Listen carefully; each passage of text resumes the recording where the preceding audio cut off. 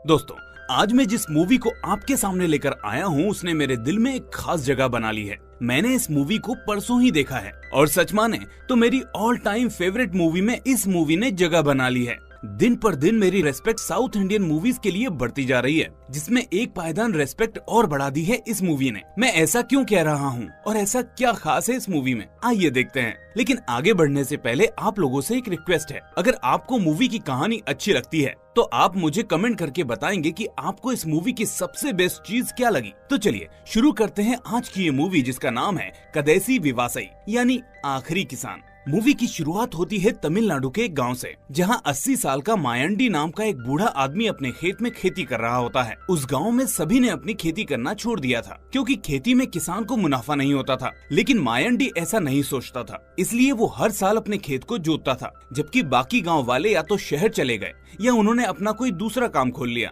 मायंडी स्वभाव से बेहद सरल और शांत तो होता ही है, पर इसके साथ ही उसकी ईमानदारी उसकी पर्सनालिटी को ऐसा बनाती है कि सभी लोग उसकी बहुत रिस्पेक्ट करते हैं। मायंडी के परिवार में कोई नहीं है, ना कोई बीवी ना कोई बच्चा। वो अपना खाना खुद बनाता है और सारे काम भी खुद ही करता है। हाँ, लेकिन गाँव में उसकी एक मुंह बोली बहन रहती है और उसका मुंह बोला पोता भी। अब एक दिन मायंडी बाजार में अपनी अगली फसल के लिए बीज खरीदने जाता है। दुकान पर जाकर वो बेस्ट क्वालिटी का बीज मांगता है। दुकानदार उसको एक पैकेट देता है और कहता है कि बाबा ये सबसे बेस्ट बीज है, इससे तुम्हारी फसल पहले से भी ज्यादा आएगी और देख लेना अगले साल तुम फिर से मुझसे यही बीज लेने आओगे। मायंडी उसकी बातों पर हंसता है और कहता है कि कैसी पागलों जैसी बातें कर रहे हो, अगले साल मेरी फसल में ही इतने बीज हो जाएंगे कि मैं उनसे ही खेती कर लूं। तो वो दुकानदार कहता है बाबा ऐसा नहीं होगा, ये हाइब्रिड बीज है, इसमें से सिर्फ एक बार फसल उगेगी और उसके बाद इसकी अगली नस्ल के बीज फल नहीं बना पाएंगे, उनकी क्वालिटी डाउन हो जाएगी। इस बात पर मायंडी गुस्सा करता है और कहता है कि किस गधे ने इस तरह के बीजों को बनाया है, उसको तब पता चलेगा जब उसका बेटा ही बाप नहीं बन पाएगा। इस बात पर दुकानदार हंसने लगता है और मायंडी बिना बीज लिए वहाँ से चला आता है। यहाँ हम मूवी में एक चीज नोटिस करते हैं कि उम्र की वजह से मायंडी को थोड़ा कम भी सुनाई देता है। अब कुछ दिनों बाद गांव में बिजली गिरती है और एक बहुत पुराने पेड़ को जला देती है, जिससे गांव वाले घबरा जाते हैं, क्योंकि वो इसको एक अपशगुन मानते हैं। इस बात को लेकर गांव में एक पंचायत बुलाई जाती है, जिसमें सरपंच कहता है कि भगवान हमसे रूठे हैं, इसलिए हमें पूजा करके उनको धान समर्पित करना चाहिए। लेकिन सभी लोग कहते हैं कि गांव में तो कोई भी खेती नहीं कर रहा, तो फिर धान आएगा कहां से। इस बात पर कुछ लोग कहते हैं कि सिर्फ मायंडी बाबा ही खेती करते हैं, हमें उनसे ही इसके लिए रिक्वेस्ट करनी होगी। अब दो बूढ़े लोग मायंडी के पास जाकर पूजा के लिए धान को चढ़ाने की बात करते हैं। वो कहते हैं कि तुम अपनी फसल के पास में ही खेती की थोड़ी सी जगह में धान उगाओ, ताकि हम सभी देवता को वो धान अर्पित कर सकें और उनकी पूजा कर सकें। मायंडी इसके लिए राजी हो जाता है। वो अगले दिन से ही अपने खेत के एक हिस्से में अपने दो बैलों के साथ जुताई में लग जाता है। इस बीच मूवी में एंट्री होती है हमारे सुपरस्टार विजय सेतुपति की, जो इस मूवी में एक बहुत ही यूनिक किरदार निभा रहे हैं और इस किरदार का नाम है रामाया। दरअसल रामाया इस गांव में रहता था, जिसको एक दिन दूसरे गांव की एक लड़की से प्यार हो गया, पर लड़की के माता पिता के ना मानने पर लड़की ने जहर खा लिया और वो मर गई। अब रामाया ने भी उसके मरने के बाद कभी शादी नहीं की, क्योंकि उसका मानना था कि वो अभी भी उसके नजदीक है, उसके साथ है, इसलिए वो हमेशा अपने साथ दो बैग रखता था, एक उसका और एक उसकी गर्लफ्रेंड का।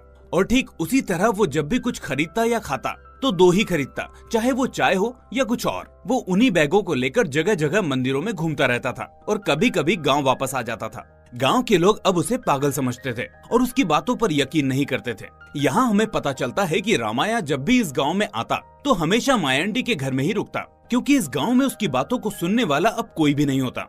रामाया जब भी मायंडी के घर आता तो वो उसका पूरा ध्यान रखता और इस बार भी आने पर वो रामाया को खाना खिलाता है और उसको खाने की 2 प्लेट देता है, एक उसके लिए और दूसरी उसकी गर्लफ्रेंड के लिए। अब खाना खाते खाते रामाया मायंडी को सभी मंदिरों के दर्शन के बारे में बताता है और रात होने पर थककर वहीं सो जाता है। इसके बाद अगले दिन रामाया अपने दोनों बैग उठाता है और अगले मंदिर के लिए रवाना हो जाता है। उधर गांव में पूजा का दिन नजदीक आ रहा होता है, जिसके लिए एक घोड़े की मूर्ति और घड़े की जरूरत होती है। इसलिए मायंडी का पोता कृपन और उसका दोस्त सुरेश एक कुम्हार के पास जाते हैं। कुम्हार उनसे कहता है कि अब मैंने ये काम बंद कर दिया है, मेरे साथी भी इस काम को अब नहीं करते, क्योंकि इसमें कोई कमाई नहीं होती। कृपन उसको अब अपने गांव की पूजा के बारे में बताता है, तो कुम्हार उसको कहता है कि मेरे पास मिट्टी भी नहीं है, अगर तुम लोग मिट्टी ले आओ तो मैं तुम्हारे लिए मूर्ति और घड़ा बना दूंगा।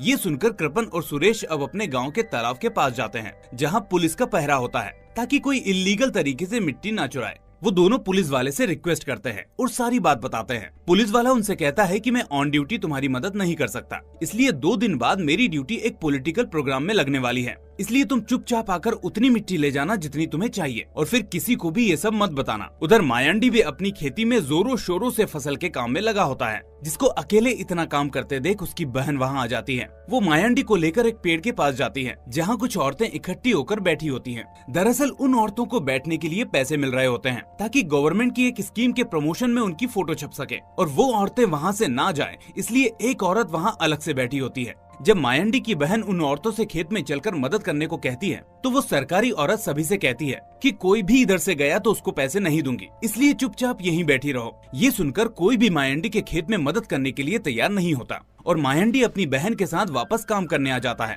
दोनों भाई बहन मिलकर अब खेत में काम करते हैं, जिसके बाद उसकी बहन भी थकने लगती है। मायाण्डी ये देख लेता है और अपनी बहन को भी वहाँ से भेज देता है। इसके बाद वो बेचारा अकेले पूरे दिन सारे पौधों को लगा देता है। अब कुछ दिनों बाद मायाण्डी के घर पर एक प्रॉपर्टी डीलर आता है, जो उससे उसके खेत को बेचने के लिए कहता है। वो कहता है कि गांव में सभी अपनी जमीन बेच चुके हैं, आपको भी इसे बेच देना चाहिए। आखिर आप कब तक खेती करेंगे, आपकी तो उम्र भी हो गई है, जमीन बेचकर जो पैसे मिले उससे अपने बुढ़ापे को काट लेना। ये सुनकर मायाण्डी को गुस्सा आता है। वो कहता है ये मेरे पुरखों की जमीन है और मैं इसका हकदार खुद को नहीं मानता। मेरा हक सिर्फ इस जमीन पर फसल उगाकर खुद को पालना है और अगली बार अगर तुम इस जमीन के बारे में मुझसे फिर से पूछने आए तो अच्छा नहीं होगा। ये सुनकर वो डीलर वहाँ से बड़बड़ाता हुआ निकल जाता है और सोचता है कि आखिर कैसे उस जमीन को हासिल किया जाए। अब अगले दिन जब मायाण्डी अपने खेत में दोनों बैलों को लेकर पहुँचता है, तो वहाँ उसे 3 मोर मरे हुए मिलते हैं, जिसमें से एक मोरनी होती है और 2 छोटे बच्चे। अब इस चीज को देखकर मायाण्डी को बेहद दुख होता है, क्योंकि उस गांव में मोर की पूजा की जाती थी। भारी मन से वो उन तीनों को उठाता है और एक जगह दफनाने लगता है। जब वो ऐसा करता है तो एक अनजान आदमी उसे ऐसा करते हुए देख लेता है। वो आदमी उससे उन मोरों को मांगता है, तो मायाण्डी उससे कहता है कि ये मोर मरे हुए हैं, तुम इनका क्या करोगे? मैं इनको देखकर पहले से ही बहुत दुखी हूँ, जाओ भाई तुम अपना काम करो। खेत के काम को खत्म करके मायाण्डी रात को जब वापस आता है तो देखता है कि रामाया भी उसके घर पर है, जो एक मंदिर घूमकर आया है। बातों ही बातों में वो रामाया को उस दिन की सारी बात बताता है। रामाया उससे कहता है कि बाबा तुम दुखी मत हो, जो इस धरती पर आया है उसको एक ना एक दिन मरना ही है और हो सकता है भगवान ने तुम्हारी जिंदगी में कुछ अच्छा भी लिखा हो। ये सुनकर मायाण्डी को सुकून तो मिलता है, लेकिन सरल स्वभाव का होने की वजह से वो बेचारा मोरों की मौत से इतना दुखी होता है कि उस रात खाना भी नहीं खाता। अब अगले दिन जब मायाण्डी अपने खेत पर जाता है तो वहाँ एक पुलिस कांस्टेबल आता है, जो उससे कहता है कि मैं एक कांस्टेबल हूँ, तुम्हारे खिलाफ शिकायत मिली है कि तुमने 3 मोरों को मारा है, इसलिए तुम्हें मेरे साथ थाने चलना होगा। कांस्टेबल मायाण्डी को पकड़कर थाने ले आता है, जहाँ एक इंस्पेक्टर कांस्टेबल से पूछता है कि पिछले साल भी तो उस गांव में कुछ मोर मरे हुए मिले थे, लेकिन गांव वालों ने हमें आने नहीं दिया था। चलो जो भी है, क्या इस बूढ़े आदमी के केस में कोई आई विटनेस है? इस पर वो कांस्टेबल उसे उस आदमी को दिखाता है जिसने मायाण्डी को मोरों को दफनाते हुए देखा था। इधर गांव में मायाण्डी को ना देखकर उसकी बहन घबराने लगती है और फौरन कृपन को उसे ढूंढने के लिए भेजती है। कृपन जब उसको ढूंढने लगता है तो पूरे गांव को ये बात पता चलती है कि मायाण्डी को पुलिस उठाकर ले गई। इसके बाद कुछ गांव वाले मिलकर पुलिस के पास जाकर उसे छोड़ने के लिए कहते हैं। वो कहते हैं कि सर आपको कोई गलतफहमी हुई है, हमारे गांव में इनसे अच्छा कोई आदमी नहीं है। जो आदमी चींटी मारने को भी पाप मानता हो वो आखिर मोर की हत्या कैसे कर सकता है? पुलिस वाला उनकी सारी बातें सुनता है, लेकिन उसको नहीं छोड़ता। अब अगले दिन मायाण्डी को कोर्ट में पेश किया जाता है। इस दौरान वो पुलिस वाले से पूछता है कि क्या मैं अब अपने घर जा सकता हूँ? अब जज अपनी कुर्सी पर बैठती है और केस की पूछताछ शुरू होती है। वो मायाण्डी से पूछती है कि क्या आपने उन मोरों को मारा है? मायाण्डी बोलता है कि मैं उनको क्यों मारूंगा, वो तो साक्षात भगवान की सवारियां हैं, वो तो मेरे खेत में पहले से ही मरे हुए पड़े थे, मैंने तो उनको बस दफनाया है। उसकी इस मासूमियत को देखकर जज उससे आगे कुछ नहीं पूछती, तो पुलिस से कहती है कि क्या किसी ने इनको मोरों को मारते हुए देखा है? इस पर वो कांस्टेबल आई विटनेस बुलाता है। अब वो उससे पूछती है कि क्या तुमने इनको मोरों को मारते हुए देखा? वो आदमी सच बोलता है। वो कहता है कि मैं जब वहाँ से गुजर रहा था तो ये मोरों को दफना रहे थे, मैंने मारते हुए नहीं देखा। इसके बाद जज उस कांस्टेबल की तरफ देखने लगती है। वो कुछ कहती उससे पहले ही मायाण्डी उससे कहता है, बेटा क्या मैं अपने घर जा सकता हूँ? क्योंकि मैं अपने खेत को ऐसे ही छोड़कर आ गया था और अगर मैंने पानी नहीं दिया तो मेरी फसल बर्बाद हो जाएगी। ये सुनकर जज समझ जाती है कि ऐसा आदमी जो इतना शांत और मासूम है वो इस तरह का काम नहीं कर सकता। इसके बाद वो सबसे पहले उस कांस्टेबल को डांटती है और कहती है कि क्या तुम लोग अब ऐसे ही बूढ़े लोगों को पकड़ कर लाओगे? इसके बाद वो पुलिस से कहती है कि मैं मिस्टेकन केस फाइल का ऑर्डर दे रही हूँ, जिसकी रिपोर्ट मुझे 15 दिन में मिल जानी चाहिए। इसके बाद वो धीमी आवाज में मायंडी से कहती है कि बाबा, आपको अभी 15 दिन और रिमांड पर रहना होगा, उसके बाद आपके केस की रिपोर्ट आ जाएगी। तब तक आपके खेतों की देखभाल कांस्टेबल साहब करेंगे जो आपको पकड़ कर लाए थे। वो डेली आपके खेतों में समय से पानी लगाएंगे और आपकी फसल का ध्यान रखेंगे। बेचारा मायंडी कुछ भी नहीं समझ पाता और उसे पहली बार जेल जाना पड़ता है, वो भी बिना किसी गुनाह के। इस बीच वो कांस्टेबल जज के ऑर्डर के हिसाब से मायंडी के खेत में समय से पानी देने जाता रहता है। शुरू में उसे काफी तकलीफ होती है, लेकिन बाद में वो इस काम को एंजॉय करने लगता है, क्योंकि ना तो इसमें कोई स्ट्रेस होता है और ना ही कोई वर्क प्रेशर। उधर जेल में मायंडी से एक लड़का मिलता है और उससे खेती के बारे में जानने लगता है, मतलब बीज कैसा इस्तेमाल किया जाए, पानी कितना और कब दिया जाए। वो मायंडी से कहता है, बाबा, जब मैं जेल से निकल जाऊंगा तो मैं किसी की नौकरी नहीं करूंगा। मेरे पास 5 एकड़ जमीन है, मैं उस पर आपकी तरह ही खेती करूंगा। अब 15 दिन पूरे हो जाते हैं।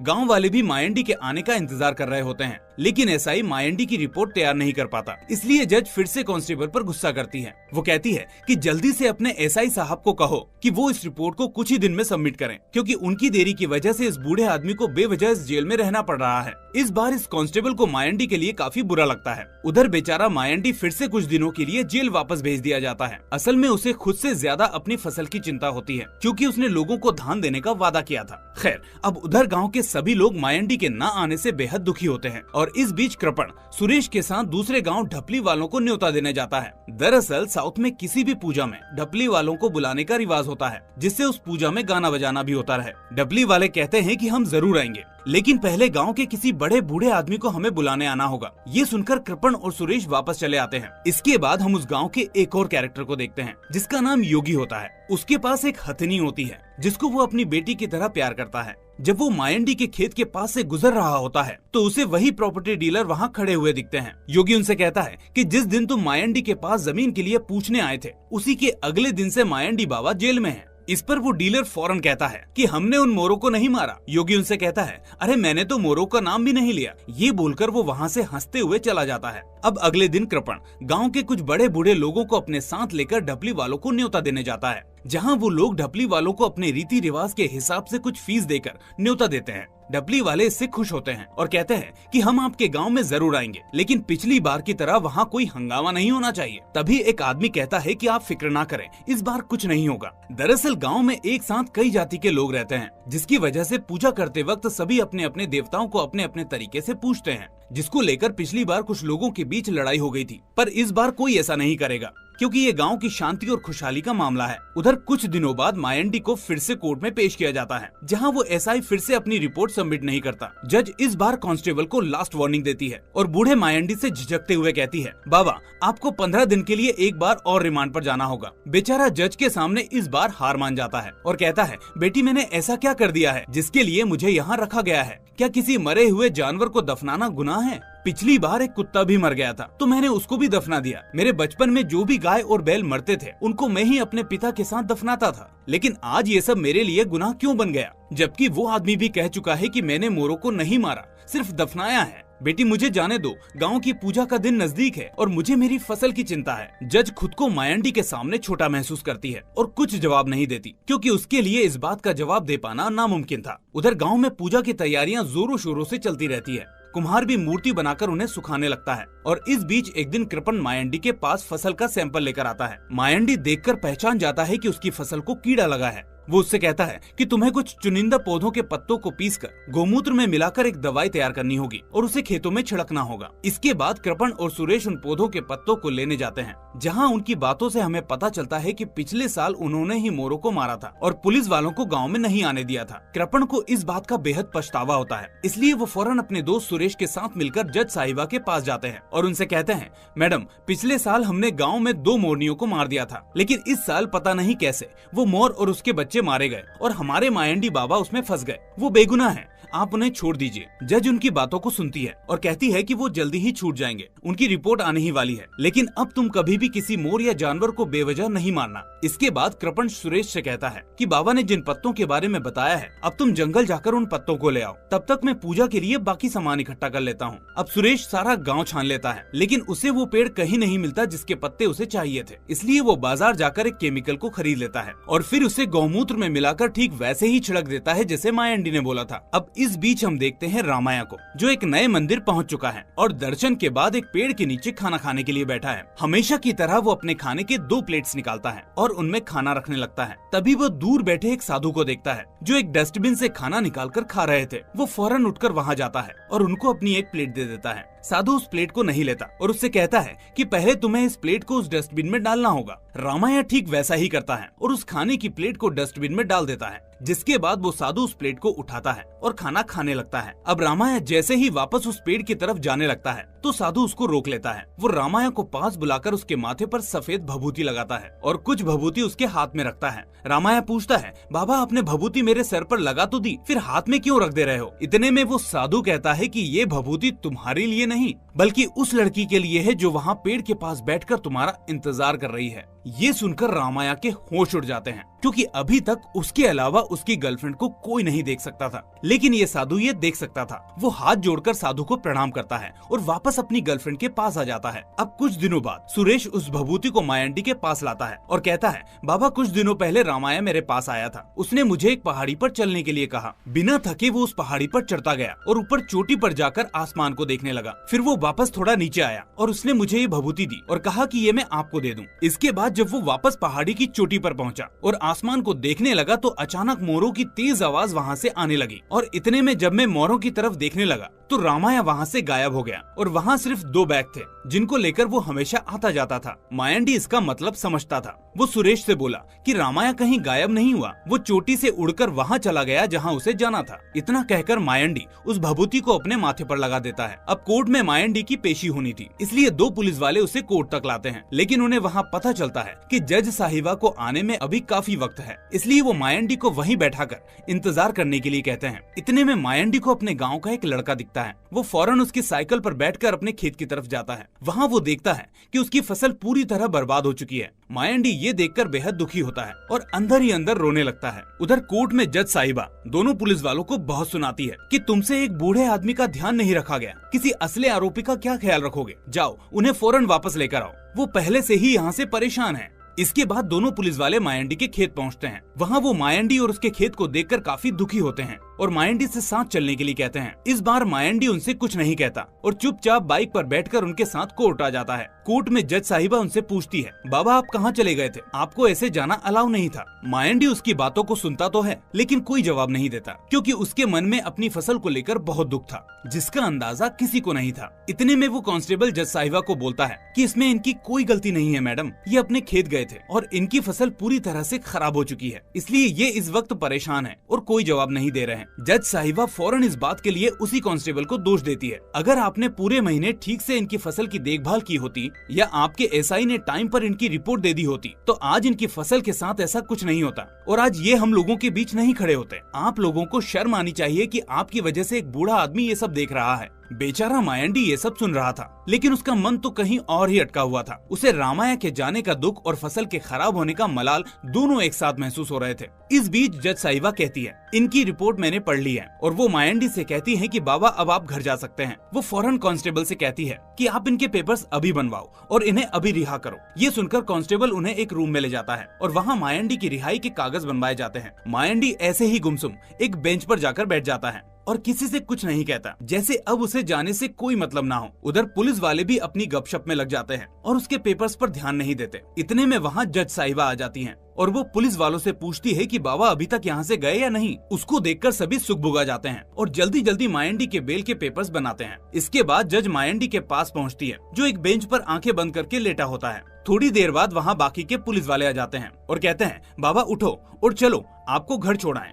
लेकिन मायंडी नहीं उठता। सभी उनको एक एक करके आवाज लगाते हैं लेकिन मायंडी के अंदर कोई हरकत नहीं होती। तभी वहाँ वो लड़का आता है जो जेल में उनसे खेती के बारे में सीखा करता था। वो कहता है, बाबा उठ जाओ, मुझे आपसे और भी चीजें सीखनी है, पानी कैसे डालना है, बीजों को कैसे संभाल कर रखना है। लेकिन मायंडी इतने पर भी नहीं उठता। ये देखकर सभी घबरा जाते हैं और इतने में एक मोरनी की तेज आवाज सभी को सुनाई देती है और उसको सुनकर मायंडी एकदम से उठ जाता है। उठते ही वो जज साहिबा से पूछता है, बेटा क्या मैं अब अपने घर जा सकता हूँ? मुस्कुराकर वो कहती है, हाँ बाबा, मैं खुद आपको आपके घर छोड़ाऊंगी। जब वो उसको उसके गांव लाती है तो मायंडी देखता है कि उसके खेत में सभी गांव वाले एक साथ मिलकर काम कर रहे हैं और योगी भी अपने हाथी के साथ वहां सभी की मदद करवा रहा है। इतने में पुलिस वाले भी उतरकर उस खेत में सभी की मदद करने लगते हैं। अब आता है वो पूजा का वक्त। सभी मिलकर एक साथ उस पूजा को संपन्न करते हैं और एक दूसरे को बधाई देते हैं और इस बीच सभी को इंतजार होता है मायंडी का। तभी मायंडी वहाँ हीरो की तरह एंट्री करता है, जिसके हाथ में बॉलीवुड मूवी की तरह कोई हथियार नहीं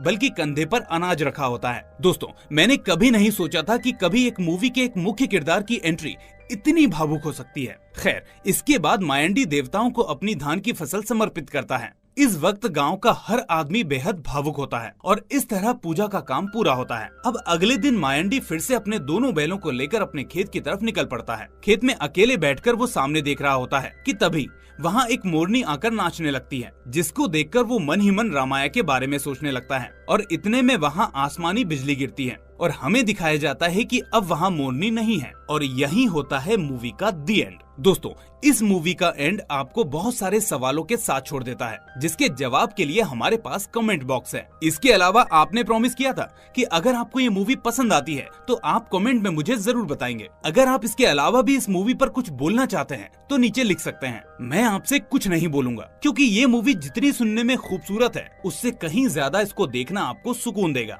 खैर, इस वीडियो को लाइक करके शेयर करना मत भूलना और अगर हमारे चैनल पर नए हैं तो सब्सक्राइब करके नोटिफिकेशन बेल को भी दबा देना। मैं मिलूंगा आपसे अगली ऐसी ही जबरदस्त मूवी के साथ। Till then, take care and thanks for watching.